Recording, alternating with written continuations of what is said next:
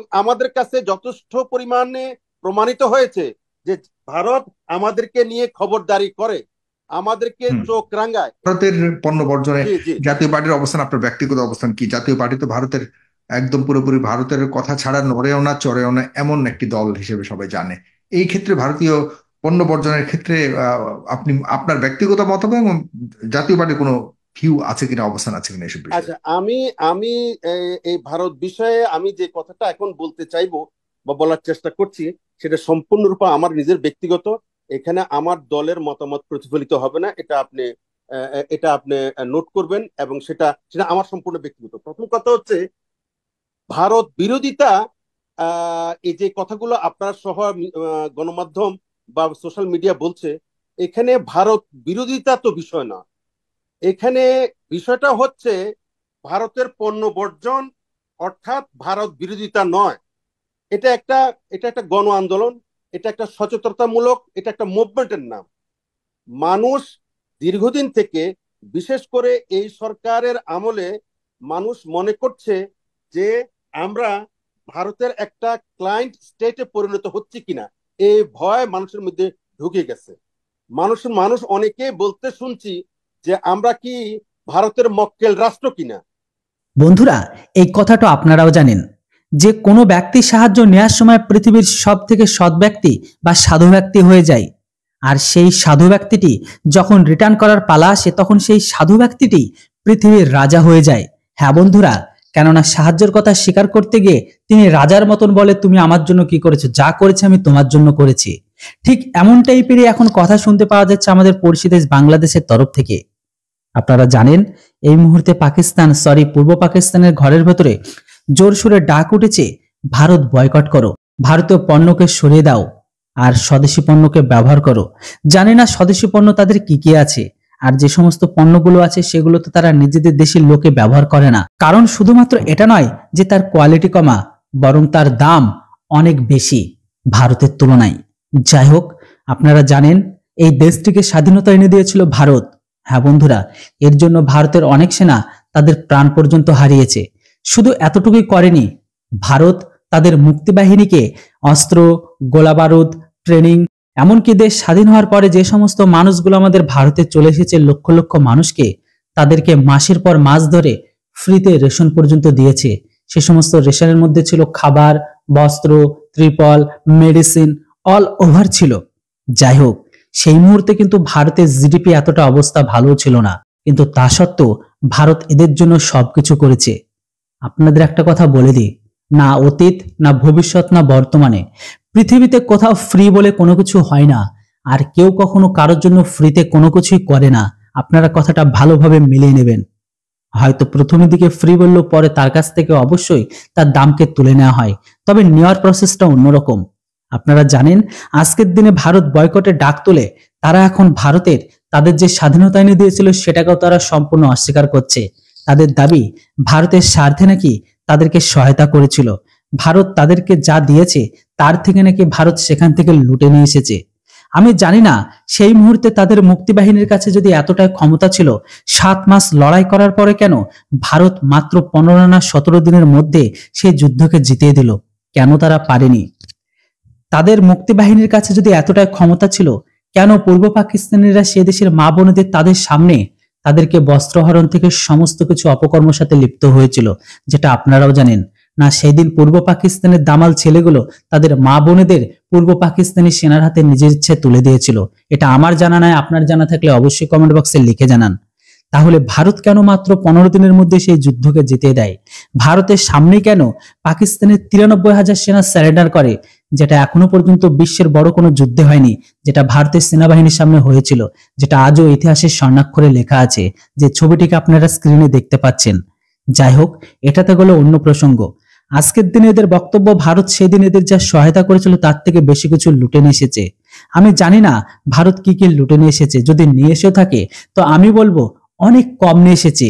আমার হিসাবে বা আমার মতে গোটা পূর্ব পাকিস্তানকে নিজের নামে করে নেওয়া উচিত ছিল। দেশটা থাকবে অন্যের হাতে, বাট সেই দেশটা ভারত যা বলবে সেটা হবে, এরকম করলে সব থেকে বেটার বলে মনে হতো। কিন্তু ভারত ওটা ভুল করেছে। সেই টাইমে ভারত যতটা টাকা ওখানে ব্যয় করেছে আর 6 মাস ধরে ওই সমস্ত জনমদুখনী কাঙালদের দুবেলা দুমুঠো খাওয়িয়েছে, এটা আজকালকার দিনে কিন্তু কম বড় অ্যামাউন্ট হয় না। যাই হোক, যা করেছে ভারত করেছে সেটা আমরাও জানি, ওনারাও জানে, কিন্তু এক শ্রেণীর মানুষ বা পাকিস্তানের দালালগুলো আজ সেটা সম্পূর্ণ স্বীকার করতে অস্বীকার চলে যাচ্ছে, কেননা তাদের আজ ইগোতে বাজছে। এই সমস্ত মানুষগুলোর বক্তব্য যে ভারতীয় পণ্য বয়কট করলে কলকাতার দাদাবাবুদের অভাব দেখা দেবে, কিন্তু এই সমস্ত অশিক্ষিত জনমদুখনী কাঙাল মানুষদের কে বোঝাবে?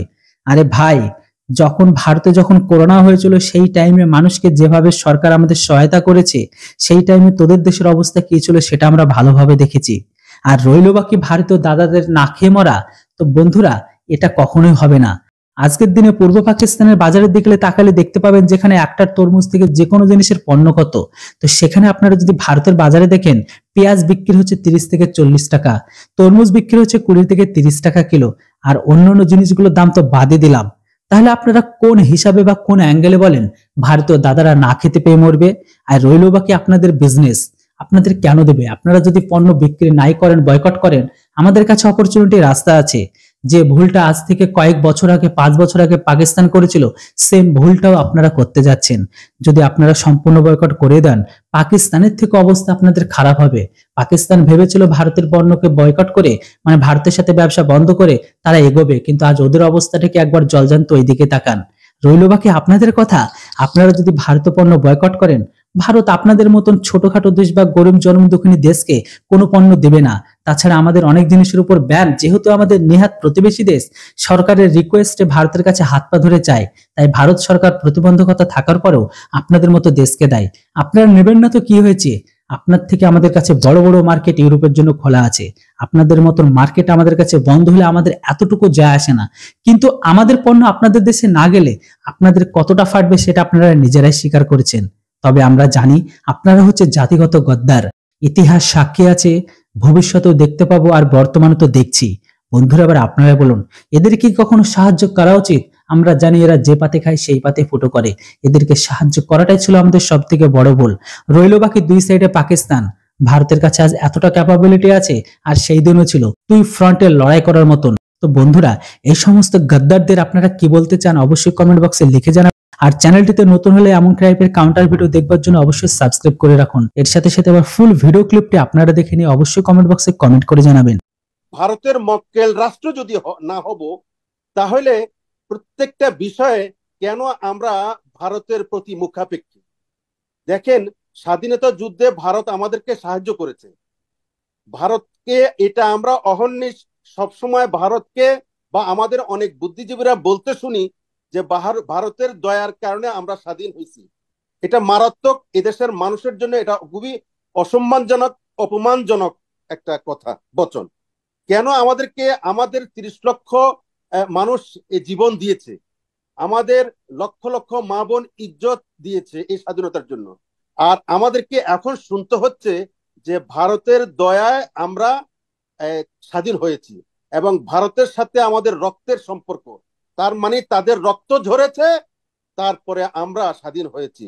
এটা প্রথম কথা হচ্ছে যে আমরা তাদের অবদানকে কখনোই অস্বীকার করি না এবং অস্বীকার করবই না। তারা আমাদের শরণার্থীকে সাহায্য করেছে, আমাদেরকে আশ্রয় দিয়েছে।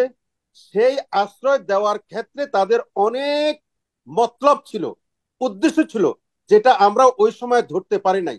স্বাধীনতার 50 বছরে আমরা লক্ষ্য করলাম যে আমাদের লক্ষ লক্ষ মানুষ, আমাদের প্রচুর সংখ্যক মানুষ মনে করছে যে India is not our tried and tested friend. Tried and tested friend নয় ইন্ডিয়া। বিভিন্ন ভাবে বিভিন্ন সময় স্বাধীনতার 50 বছরে মানুষের মধ্যে এই বোধটা, এই ইনসিকিউরিটিটা কাজ করতেছে যে ভারত আমাদেরকে সাহায্য করেছে, তখন এই সাহায্য করার বিনিময়ে তারা আমাদেরকে কবজা করার এবং তারা আমাদের উপরে হেজিমনি চালানোর এবং তারা আমাদের উপরে খবরদারি করার এবং তারা আমাদেরকে সব বিষয়ে আমাদের এক ধরনের দাদাগিরি করার একটা মানসিকতা তাদের সেই থেকে এখন পর্যন্ত রয়ে গেছে। তা না হলে কেন স্বাধীনতা আমরা আর কত মূল্য দিলে তারা বলবে যে তোমরা স্বাধীনতার সময় তোমাদেরকে আমরা সাহায্য করেছি, সুতরাং আমরা আপনি জানেন আমাদের মাননীয় প্রধানমন্ত্রী তো বলেছেন যে আমরা তাদেরকে যা যা দিয়েছি তারা চিরদিন মনে রাখবে। তারপরেও আর কি করা যেতে পারে আমাদের? তার মানেটা হচ্ছে কি, যতদিন আমরা বেঁচে থাকব, যতদিন বাঙালি জাতি বেঁচে থাকবে, ততদিন এই ভারতকে আমরা সমীহ করে চলতে হবে, তাদেরকে দাদন দিয়ে চলতে হবে, তাদেরকে খাজনা দিয়ে এখন চলতে হবে, এখন যে বিতর্কটা বেশি চলছে যে আসলে ভারত বাংলাদেশের নির্বাচনে হস্তক্ষেপ করেছে এবং যে কারণে মোটামুটি মানে ভারতের ভূমিকার কারণেই বর্তমান সরকার ক্ষমতায় আছে এমন অভিযোগ তুলে বিএনপি এই আন্দোলনকে সমর্থন দিচ্ছে। তার মানে আপনার কথা যতটুকু বুঝতে পারছি আপনিও তাহলে এই পণ্য বর্জন বা ভারতের বিষয়ে বাংলাদেশের বর্তমানে আন্দোলনের যে দৃষ্টিভঙ্গি এটার সাথে আপনি একমত পোষণ করছেন একমত। এবং জনগণের আসলে সম্পৃক্ততা কতটুকু আছে বলে। আমি নয়, আপনি যদি ভোটাভুটি নেন, বাংলাদেশের অন্তত 90%, 90 এবাভ পার্সেন্ট লোক এই ভারতের পণ্য। আপনি এটাকে আমাদের বুদ্ধিজীবী থেকে শুরু করে অনেকে অনেকভাবে বলতে চেষ্টা করেন যে এটা একটা প্রিম্যাচিউর, এটা একটা মানে প্র্যাকটিক্যাল নয় যে ভারতের পণ্য বর্জন। আমরা ভারতের পণ্য বর্জন অর্থ হচ্ছে আমরা ভারতকে বুঝাতে চাচ্ছি, লাল কার্ড দেখাতে চাচ্ছি যে আমরা স্বাধীন জাতি, আমরা 30 লক্ষ মা বোনের জীবন এবং ইজ্জতের বিনিময়ে আমরা দেশ স্বাধীন করেছি, তোমাদের কথা উঠবাস করার জন্য নয়। এই মেসেজটা আমরা তাদেরকে দেওয়া, এবং আমাদের কাছে যথেষ্ট পরিমাণে প্রমাণিত হয়েছে যে ভারত আমাদেরকে নিয়ে খবরদারি করে, আমাদেরকে চোখ রাঙায়। এটা তো বলার অপেক্ষা রাখে না। আপনি দেখেন ভারত কি করলো। এই যে কিছুদিন আগে টাঙ্গাইলের শাড়ি লক্ষ্য করেছেন নিশ্চয়ই, তারা দাবি করে বসলো যে টাঙ্গাইল শাড়ি তাদের। আপনি কয়দিন পরে তারা বলবে যে বাংলাদেশে কোনো ইলিশ টিলিশ হয় না, সব ইলিশ পশ্চিমবঙ্গে আপনার হুগলি নদীতে সব ইলিশের চাষ হচ্ছে। আপনার কদিন পরে এরকম কিছু যদি শুনেন, আশ্চর্য হওয়ার কিছু নাই। তার মানেটা কি? তার মানে আমাদের যে কোনো কিছুকে, আমাদের প্রতি তাদের যে একটা তারা কি আমাদেরকে বলদ মনে করে? কারণ আমাদের এই যদি মানুষ যদি এরকম অবস্থাতেই তাদের অবস্থা বিশেষ করে 90% মানুষের কথা আপনি বলেছেন বাংলাদেশের, তাহলে বাংলাদেশের যে বর্তমান সরকার পরিচালনা করছে আওয়ামী লীগের মানুষজন তাহলে কোন পক্ষে আছে? এবং যারা ওবায়দুল কাদের তো বললেন যে আসলে এই ধরনের আন্দোলনে জনগণের কোনো ধরনের সমর্থন নাই, এবং সরকারেরও অবস্থানকে আপনি কিভাবে দেখেন এই ভারত কেন্দ্রিক দৃষ্টিভঙ্গির ক্ষেত্রে? আচ্ছা, সরকারের অবস্থান আপনি আর ব্যাখ্যার কি একটা, আপনার এই শোতে এত অল্প সময়ের মধ্যে এত কিছু বলার দরকার নেই, শুধু একটা উদাহরণ দিচ্ছি। যিনি এই কথাটা বলছেন উনিই তো বললেন যে ভারত আছি তো আমরা আছি। আমাদের ভাই এত যুক্তি দিয়ে কিছু বলার দরকার নাই। এই দেশে যে মন্ত্রী যে মেসেজটা দিল যে ভারত আছে তো আমরা আছি, আমাদের সার্বভৌমত্ব আর আছে? আমাদের ভবিষ্যৎ প্রজন্ম কি শিখবে, কি জানবে, কি বুঝবে? আমরা তো সেদিন থেকেই নাই। যেদিন বলছে ভারত থাকবে মানে কি, আমরা আছি আমাদের কারণে, আমরা বাংলাদেশিরা বেঁচে আছি বাংলাদেশিদের কারণে, আমরা কারো দয়া দাক্ষিণ্যে বেঁচে নাই। আর একটা কথা বলি সাগর ভাই, আপনাকে পরিষ্কার করে একটা কথা বলতে চাই, শুনেন। আজকাল যুগ ইন্টারডিপেন্ডেন্সের যুগ। এখন কোন দেশ স্বাধীনভাবে ইন্ডিপেন্ডেন্ট নয়। আমরা ভারতের কাছে নির্ভরশীল, ভারত আমাদের কাছে নির্ভরশীল। এখনকার দুনিয়া এটা এটা এটা পেরিফেরি স্যাটেলাইটের যুগ। আপনি প্রত্যেকটা লোক গ্লোবাল ভিলেজ, এখন আপনি গ্লোবাল ইকোনমি। আমরা ভারতের পণ্য বর্জন করে যে সামাজিক আন্দোলনটা বাংলাদেশে তৈরি হয়েছে, এই সামাজিক আন্দোলনকে খাটো করে দেখার কোনো সুযোগ নাই। আমি মনে করছি এই সামাজিক আন্দোলনে বিএনপি যে সাপোর্ট দিয়েছে, আমি তো মনে করি বিএনপি সাপোর্ট দিয়েছে উপযুক্ত সময়ে।